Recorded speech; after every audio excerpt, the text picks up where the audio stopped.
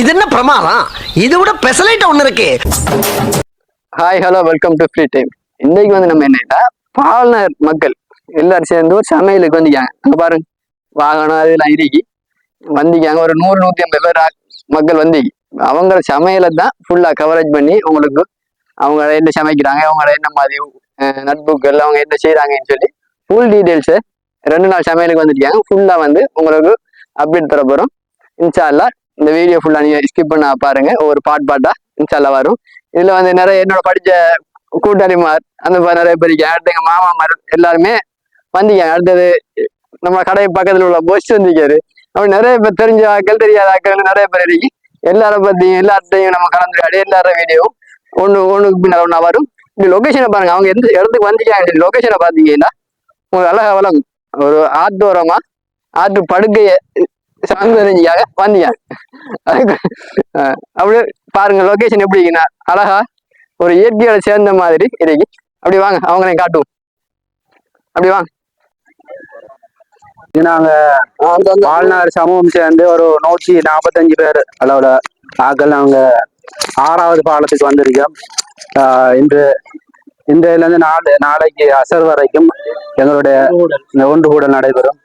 අද ඉඳලා හෙට යන ගාඩියන අපි එන්නවා අපි 180ක් එනවා මිනිස්සු. මේ ගමේ මිනිස්සු ඇවිල්ලා 180ක්. ඒ 80න් ඇවිල්ලා මේ ගම්මානට ඇවිල්ලා දෙනවා ගංගේ පාලම එක.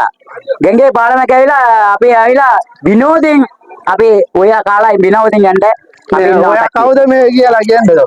අපි එන්නවා මේකේ යම්ලා හමුදාවකින් පොලිසියකින් නේවියකින් එක ගමේ උපසභාපති සභාපති ඒ කට්ටිය ඔක්කොම මෙහෙ ඉන්නවා.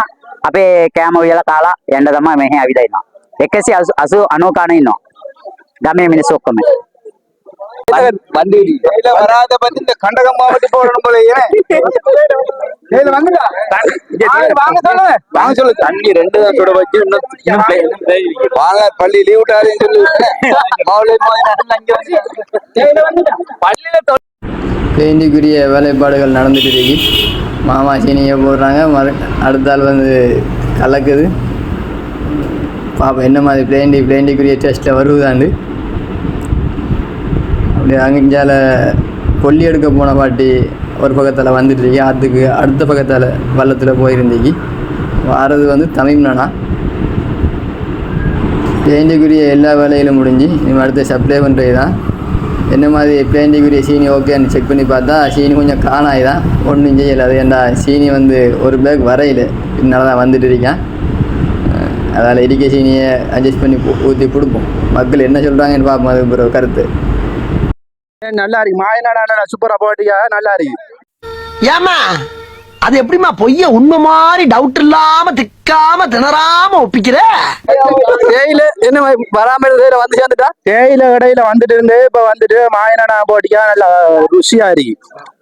அடுப்புக்குள்ள போட்டேன்னு சொல்லி கேள்விப்பட்ட சீனி கொஞ்சம் சீனியும் அடுப்புக்குள்ள போட்டாமா என்னன்னா அதெல்லாம் இனிப்பு இல்லாம இருக்கு.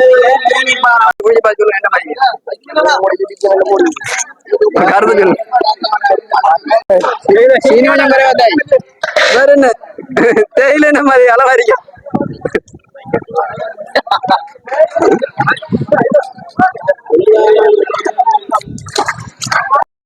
பிளேண்டிக்கு கடிப்பான் வந்து ரசிக்கு வந்து நல்ல பெருசா தான். ஒரு ஆளுக்கு 3 ரசிக்கு படி விநியோகம் நடந்தீங்க. நான் தான் உங்கள்கிட்ட மாட்டிக்கிட்டேன்ல, நல்லா என்னை யூஸ் பண்ணிக்கங்க. Use me. அஞ்சு வரை கலைச்சாச்சு.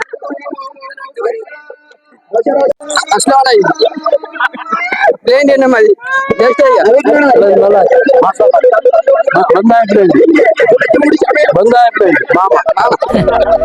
நான் எழுதின ஸ்டோரி தான், ஆனா எனக்கே தெரியாம ஏகப்பட்ட ட்விஸ்ட் வைக்கிறாங்கப்பா.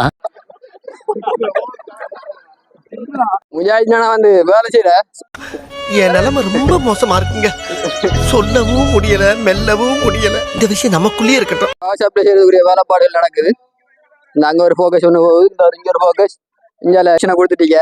இன்பாஜினாலதான் இன்றைக்கு இந்த சமையல்ல முக்கியமான எல்லா வேலைகளையும் ஆரம்பத்துல இருந்து பார்த்துட்டீங்க.